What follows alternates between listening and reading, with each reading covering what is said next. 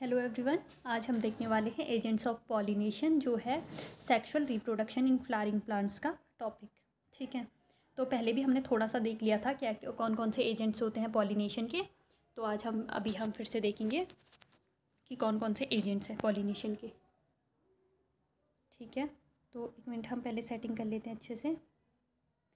ठीक है, अब देखिए एजेंट्स ऑफ पॉलिनेशन दो टाइप के होते हैं। प्लांट्स दो टाइप के एजेंट्स को यूज़ करते हैं एज अ पॉलिनेशन। ठीक है, एक होते हैं एबायोटिक और होते हैं दूसरे होते हैं बायोटिक। अब देखो एबायोटिक के दो टाइप्स हैं, जैसे वाटर एंड विंड। ठीक है, मतलब बायो का मतलब ही लिविंग होता है, तो मतलब एबायोटिक मतलब नॉन लिविंग, तो ये नॉन लिविंग एजेंट्स हो गए, और बायोटिक मतलब लिविंग एजेंट्स जिसमें मेजॉरिटी एनिमल्स की है।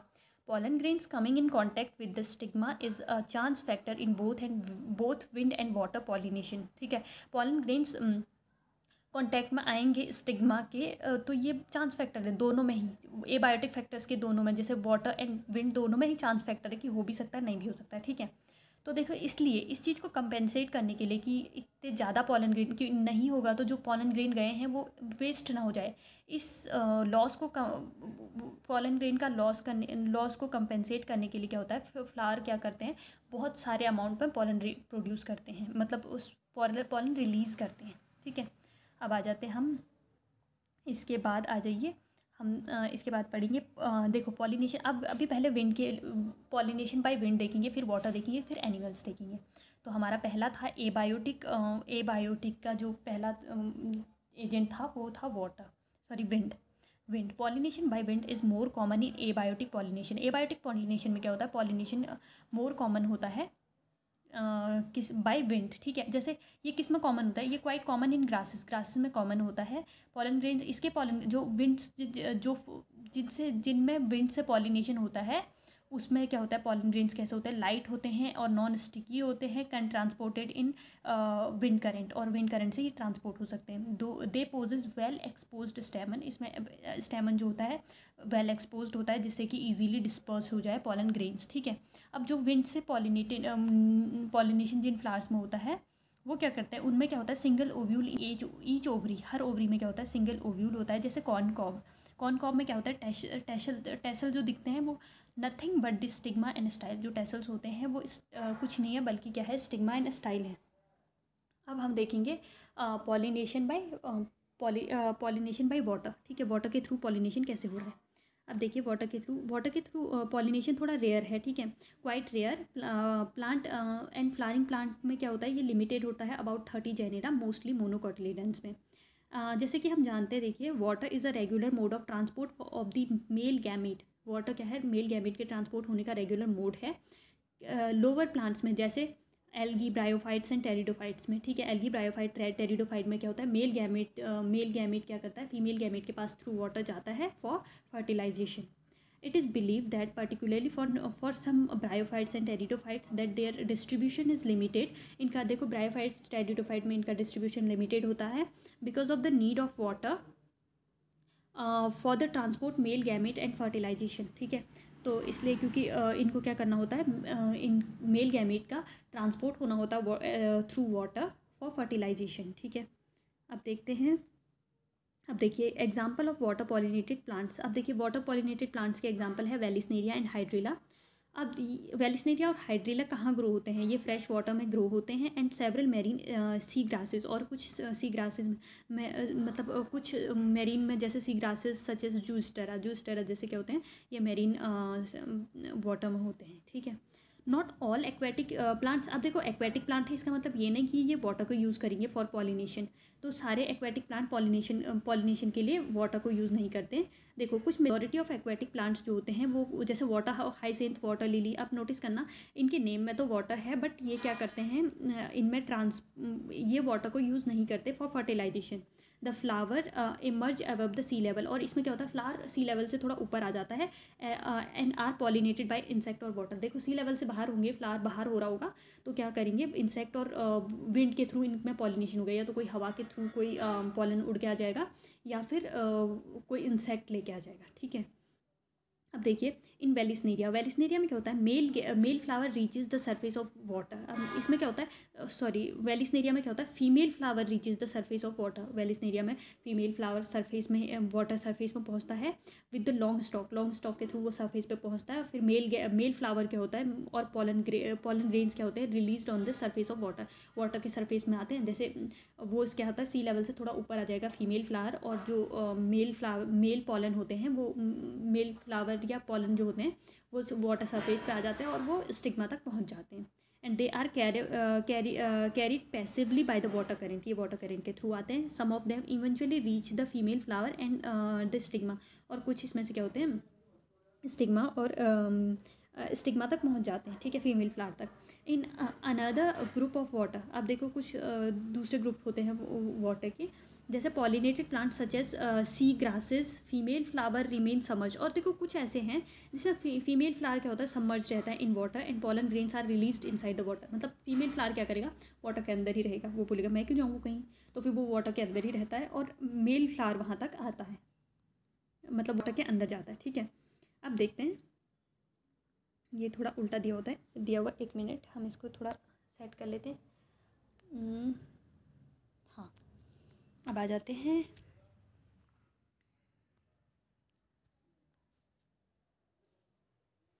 एक मिनट।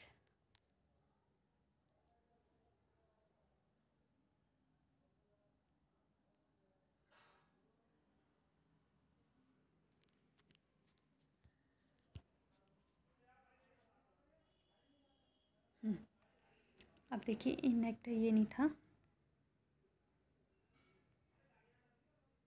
यहाँ से।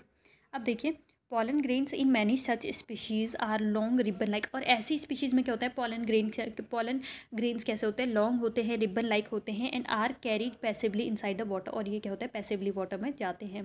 सम of them reach the stigma and achieve pollination, कुछ उनमें से कुछ क्या होते हैं स्टिग्मा तक पहुँचते हैं और पॉलिनेशन को कंप्लीट करते हैं।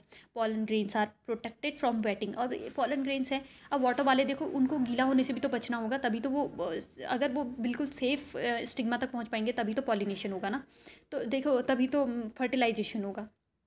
तो इसलिए उनको जब ये गीला होने से जिस चीज़ की वजह से एक कवरिंग होती है पॉलन ग्रेन में जिसको बोलते हैं म्यूसिलेजिनस कवरिंग, ठीक है, म्यूसिलेजिनस कवरिंग की वजह से पॉलन ग्रेन वेटिंग से बचते हैं।